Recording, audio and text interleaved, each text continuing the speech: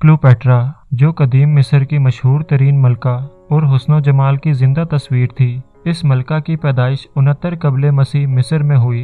इसका बाप इक़्तिदार से महरूम होने के बाद रोम की हिमायत से बहाल हुआ। इसी के साथ मिस्र में रोम की गुलामी का साया पड़ना शुरू हो गया। बादशाह अहले रोम का मकरूस था।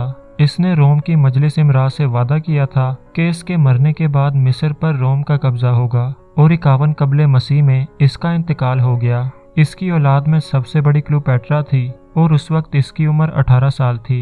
क्लियोपेट्रा का एक भाई भी था। बादशाह की वसीयत के मुताबिक उसका बेटा और बेटी यानी क्लियोपेट्रा मुश्तरका तौर पर तख्तो ताज के वारिस करार पाए। दोनों बहन भाई ने आपस में शादी कर ली और मिलकर हुकूमत करने लगे। इन दोनों में शदीद इख्तिलाफात पैदा हुए, लिहाजा भाई ने 48 कबले मसीह में क्लियोपेट्रा को जिला वतन कर दिया। क्लियोपेट्रा ने शाम पहुंचकर फौज जमा कर ली ताकि वो अपने भाई से जंग करके तख्त वापस ले सके।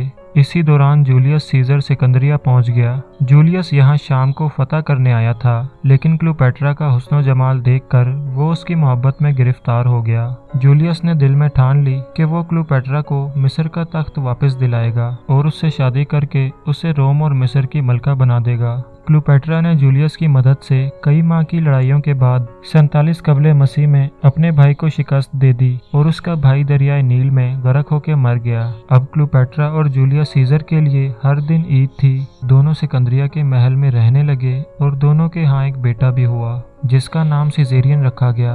बच्चे के पैदा होने के बाद सीजर को सिकंदरिया से रोम जाना पड़ा और कुछ अरसे बाद इसने क्लियोपेट्रा को भी अपने पास बुला लिया। दोनों कई साल तक बेहतरीन जिंदगी गुजारते रहे, यहाँ तक कि 44 कबले मसीह में सीजर को कत्ल कर दिया गया। लिहाजा क्लियोपेट्रा वापस मिस्र आ गई। सीजर के कत्ल के बाद सल्तनत रोम में खाना जंगी शुरू हो गई और ये अजीम सल्तनत दो हिस्सों में बंट गई। मशरकी हिस्सा मार्क एंथनी के हिस्से में आया और एंथनी क्लियोपेट्रा से मोहब्बत करने लगा। क्लियोपेट्रा भी इस पर दिलो जान से फिदा थी।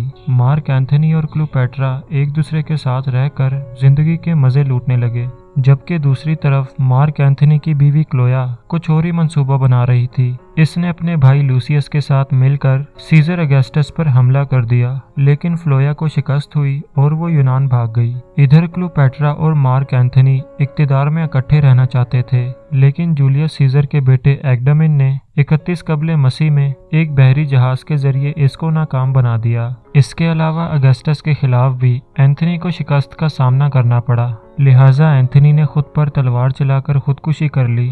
मलका क्लियोपेट्रा को इसकी खादमा ने आगाह किया कि अगस्टस सीजर एंथनी की मौत के बाद उसे रोम ले जाकर उसके जिस्म की नुमाइश करना चाहता है। मार्क एंथनी की मौत के बाद क्लियोपेट्रा ने जिल्लत से बचने के लिए खुद को इंतहाई जहरीले सांप से डसवाकर खुदकुशी कर ली।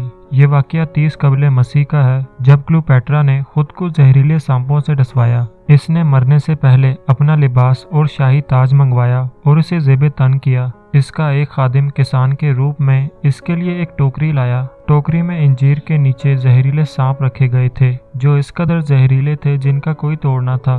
मलका ने एक सांप सीने पर और दूसरा सांप बगल के नीचे रखा, लिहाजा सांपों के डसने की वजह से मलका की मौके पर ही मौत हो गई। इस मारूफ मलका क्लियोपेट्रा पर हॉलीवुड में 2 मूवीज भी बनाई गई हैं और शैतान के पुजारी कई मूवीज और गानों में दुनिया को इसकी याद दिलाते रहते हैं।